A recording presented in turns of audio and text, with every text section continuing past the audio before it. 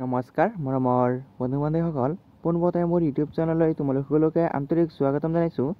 আজি মই পঞ্চম শ্ৰেণীৰ অংকনৰ পাৰ্ট 5 ডক্টৰ বাণীকান্ত কাকতিৰ এই পাৰ্টটিৰ সম্পূৰ্ণ কুৱেশ্যন এনচাৰকেইটা আলোচনা কৰিম। তোমালোকে প্ৰথমৰ পৰা শেষলৈকে সম্পূৰ্ণ কুৱেশ্যন এনচাৰকেইটা চাই ল'বা। তাৰ আগতে যদি মোৰ চেনেলত নতুন আহিছা তেন্তে চেনেলটি ছাবস্ক্ৰাইব কৰি ভিডিঅ'টি ভাল লাগিলে এটা লাইক কৰি দিবা।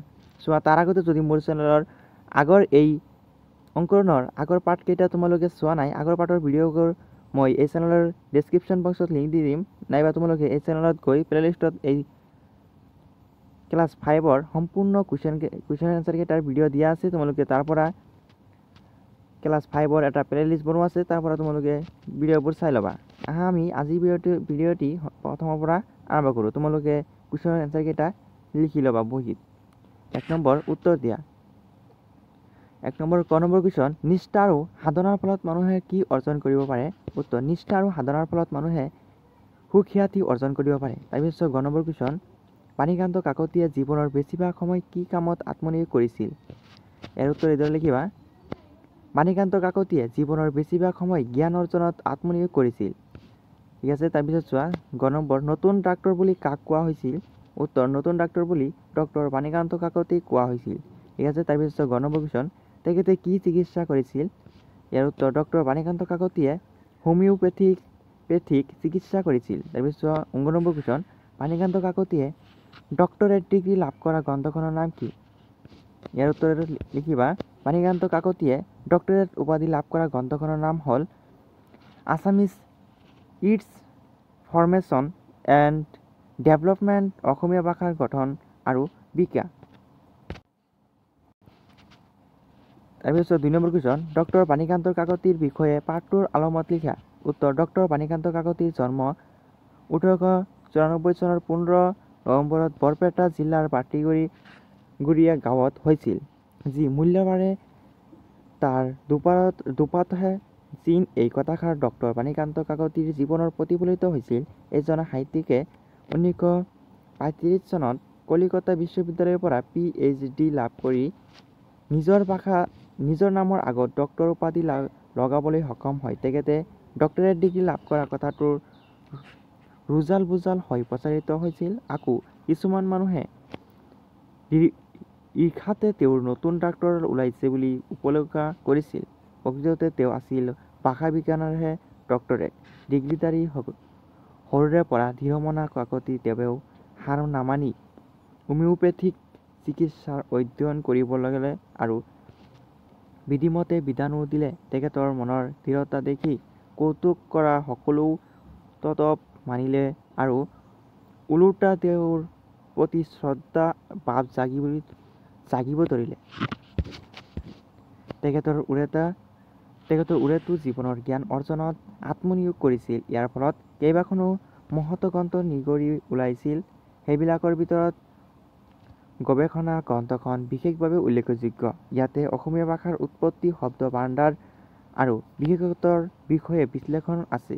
এনেদৰে ভাষা চৰ্চা কৰাৰ বাবে তেওঁক এগৰাকী অগ্ৰণী ভাষা বিজ্ঞানী বুলি কোৱা হয়। এইজন সাহিত্যিকৰ 1952 চনৰ 15 নৱেম্বৰত দেহাৱসান ঘটে। এইখিনি লিখিবা। তাৰপিছত 3 নম্বৰ কুৱেশ্যন, ডক্টৰেট ডিগ্ৰী লাভ কৰাৰ পাছত ডক্টৰ বাণীকান্ত কাকতিয়ে লৈ কি ঘটনা ঘটিছিল চমুকৈ লিখা।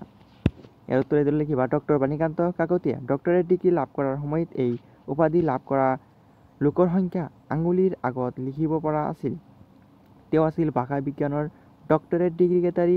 তেখেতৰ ডক্টৰেট ডিগ্ৰী লাভ কৰা বাতৰিটো সকলোতে প্ৰচাৰ হৈছিল। বহু লোকে এই কথাত গৌৰৱবোধ কৰিছিল, যদিও এচাম লোকে খবৰটো পাই বৰ সুখী হোৱা নাছিল।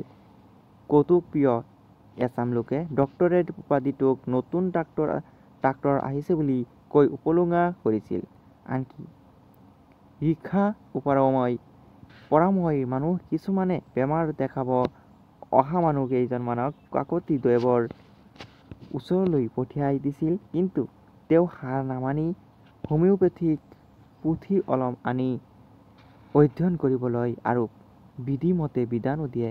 তেখেতৰ মনৰ দৃঢ়তা দেখি কৌতুক কৰা সকলেও প্ৰভূত মানিলে আৰু কাকতি দেৱৰ প্ৰতি তেওঁলোকৰ শ্ৰদ্ধা ভাৱ জাগি উঠিব ধৰিলে। এইখিনি এইকিবা এই চেপ্টাৰ এই কুৱেশ্যনৰ এনচাৰ তাৰপিছত চোৱা 4 নম্বৰ অভিধান বা শব্দ সম্ভাৰ চাই অৰ্থ লিখা অভিধান বা শব্দ সম্ভাৰ চাই অৰ্থ লিখিবলৈ দিছে মই সুন্দৰকৈ লিখি আনিছোঁ তোমালোকে লিখি ল'বা এইদৰে উত্তৰ ঈৰ্ষা ইয়াৰ অৰ্থ হ'ব পৰানয় বা ঈৰ্ষা পৰানয় ইয়াৰ অৰ্থ হ'ব আনৰ বাল দেখিব নোৱাৰা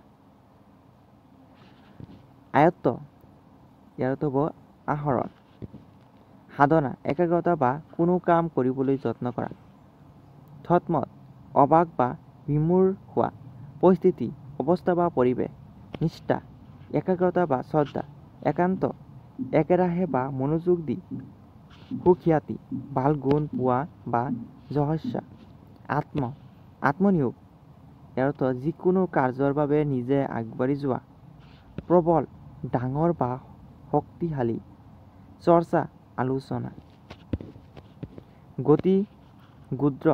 গতিবিধি বা স্বভাৱ চৰিত্ৰ